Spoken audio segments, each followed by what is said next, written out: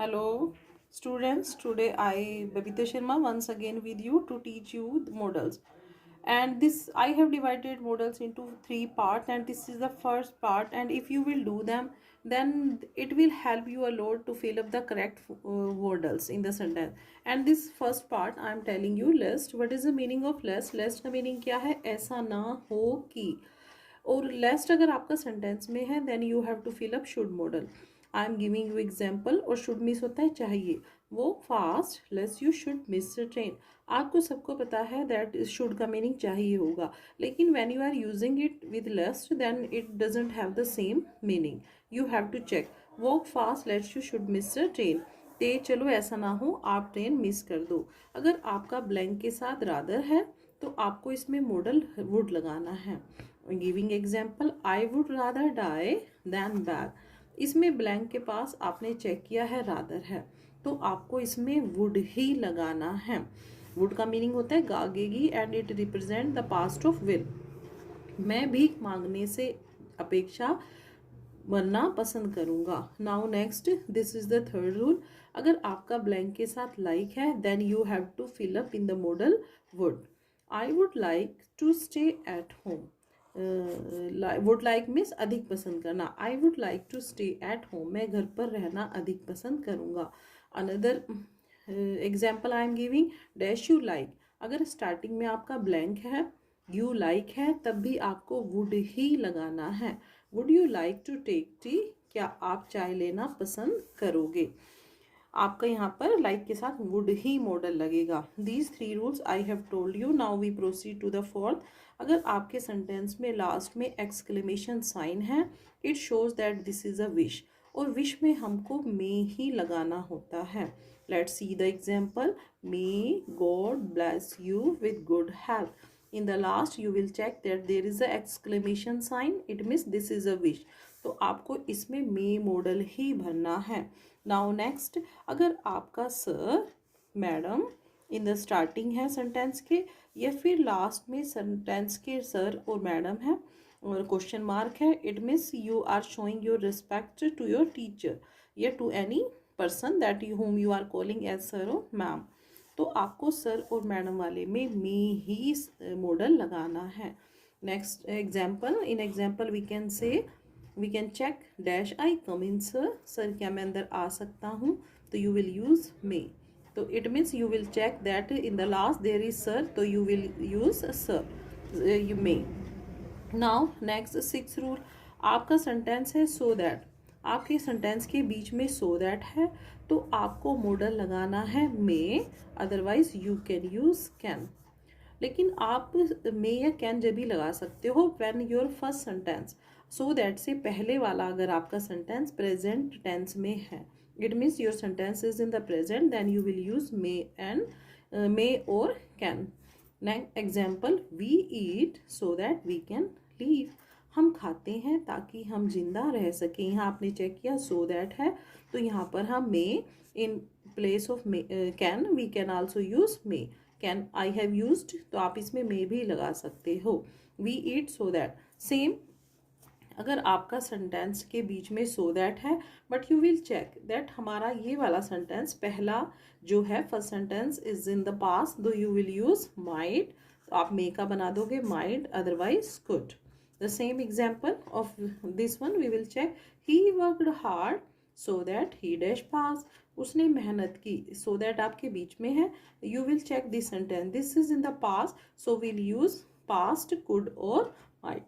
We can use in this sentence might. past में हो गया है, तो हम इसमें might या could ही use करेंगे because ये sentence जो है हमारा past में है.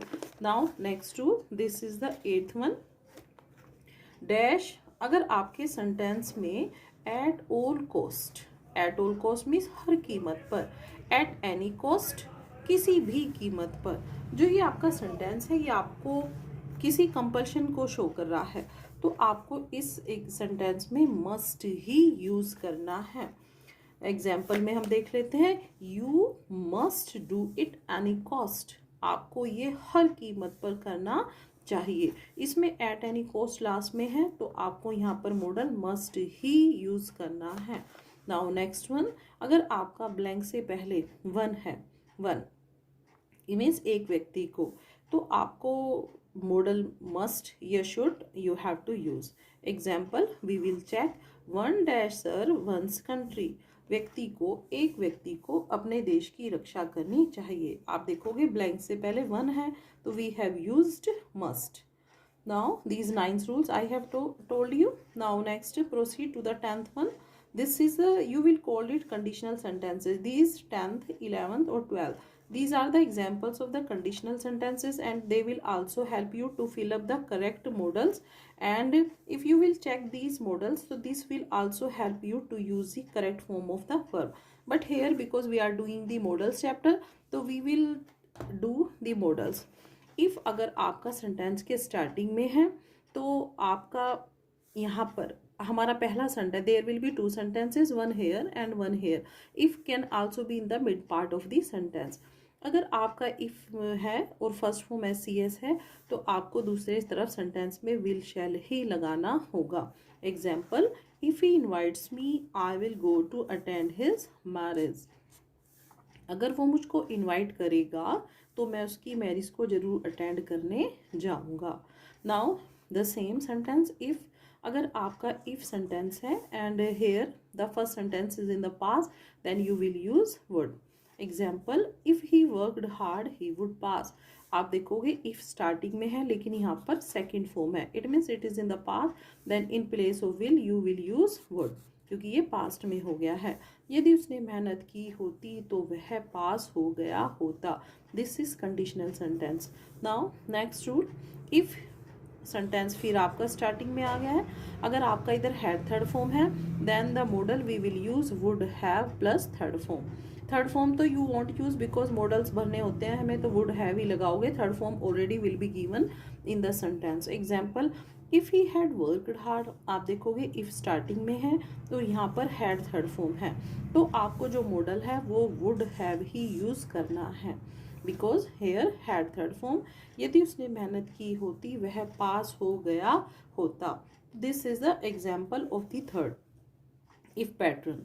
Now, had they taught me properly I would have got married.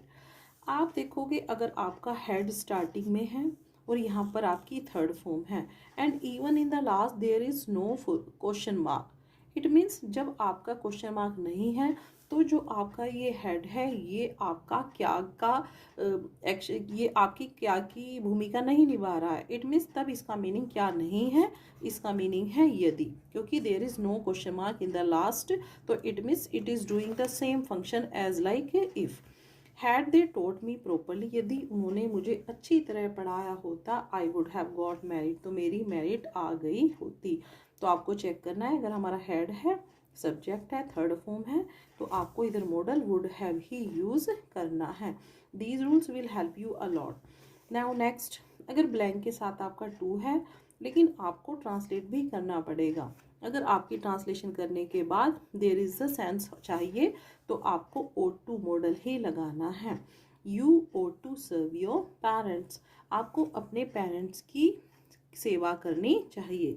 Blank के साथ टू था तो आपने सेंस भी निकाली है इसकी, तो आपको ought to ही यूज करना है। Now next, dash you mind. अगर आपका ब्लैंक है, यू है, माइंड है, तो आपको वुड ही मॉडल लगाना है। Would you mind helping me, क्या आपको मेरी हेल्प करने में कोई आपत्ति है, then we have to use would. अगर आपका यू और माइंड है, it means you are asking someone about any objection. Now we are proceeding to the last one, 15th rule, dash rain. अगर आपका ब्लैंक के साथ रेन है तो आपको मे मॉडल ही लगाना है, लेकिन आपको उसकी सेंस भी निकालनी है। अगर आपकी सेंस आ रही है सकती है तो आपको मे लगाना है। इट मे रेन टुडे, आज बारिश हो सकती है। आपकी सेंस आ रही है सकती है, तब आप 99% रेन वाले ब्लैंक के साथ में ही यूज करोगे because there is one sentence it was in the exam and but the student used according to as like there is a rain with the blank, so used may, but you will also check, so I told you that you have to also translate it into Hindi. अब यहाँ पर example देखोगे, the crops have dried up, फसलें जो है वो सूख चुकी है। So it dash rain now. सो अब बारिश हो सकती है, नहीं लगाओगे, अब आप इसकी सेंस निकालोगे। सो अब बारिश जरूर होनी चाहिए, यहाँ पर चाहिए की सेंस आ रही है। Then you have to use must not may. तो first of all when there is a rain with a blank you will use may, but you will also translate or sense, you will take the sense सकती है तो may use करोगे। अगर आपकी चाहिए it will be in rare chance, then you will use must. Now this will be the last, and these rules you will learn properly, so that if there will be 10 sentences, so there will be one or two sentences that will help you to fill up the correct modal. This is the last one. अगर आपका blank के साथ worry है या not worry है, then you will use need या need not. As like there is a worry, so you will fill up need not worry. If there is not worry, then you will fill up need.